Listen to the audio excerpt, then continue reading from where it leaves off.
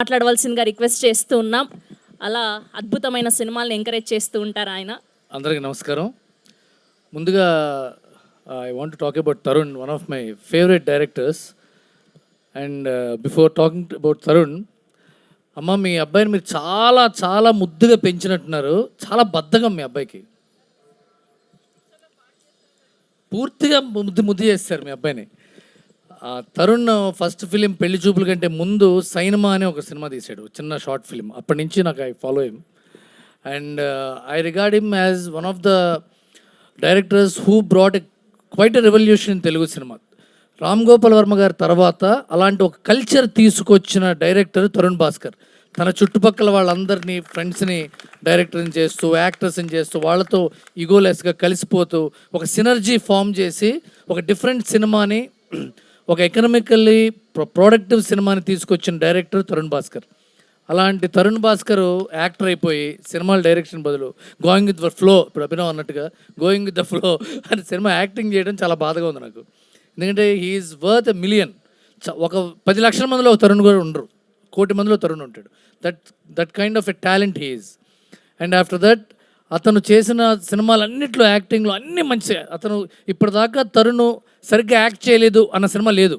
He brings that freshness, he brings that light heartedness, even how much depth of character has. అది చాలా కష్టం ఒక యాక్టర్గా.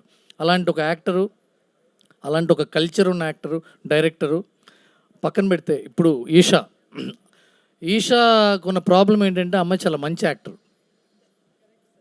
Seriously అంతకుముందు ఆ తర్వాత సినిమా నుంచి అమ్మాయి actor.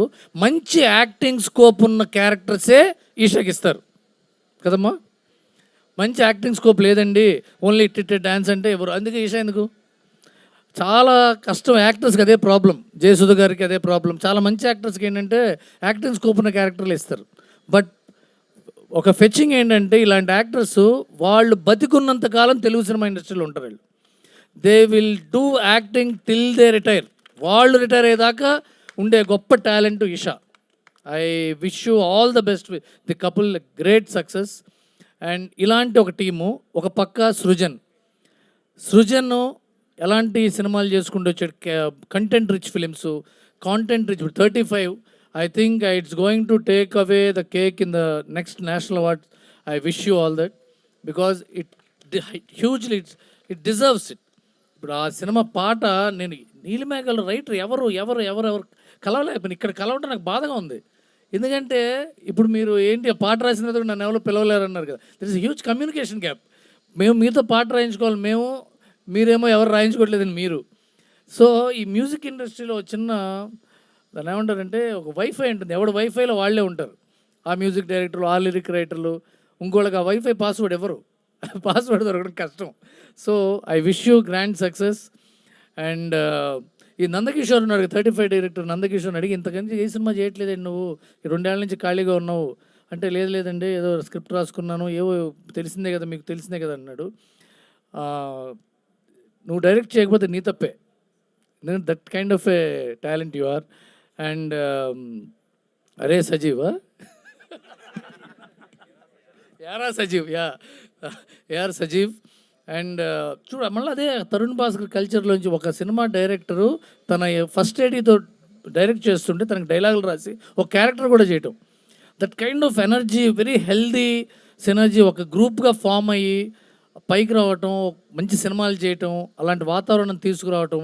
It is a very very healthy atmosphere. ఇంత హెల్దీ అట్మాస్ఫియర్ ఉన్న సినిమా డెఫినెట్గా పెద్ద సక్సెస్ అవుతుంది. Jai Krish, your songs are amazing. I think I'm going to wish everyone a grand success and welcome Vivek, Anup to Telugu industry. Great people into Telugu cinema. ఇంతకాలం హీరోయిన్లు first 2 సినిమాలు 2 మాటలు తెలుగులో మాట్లాడటం విన్నాం. ఇప్పుడు బాంబే నుంచి ప్రొడ్యూసర్ తెలుగులో మాట్లాడటం చాలా ఆనందంగా ఉంది. All the best to the entire team of this film. ఓం శాంతి శాంతి శాంతి. థ్యాంక్ యూ రవి గారు. Thank you so much. Yes.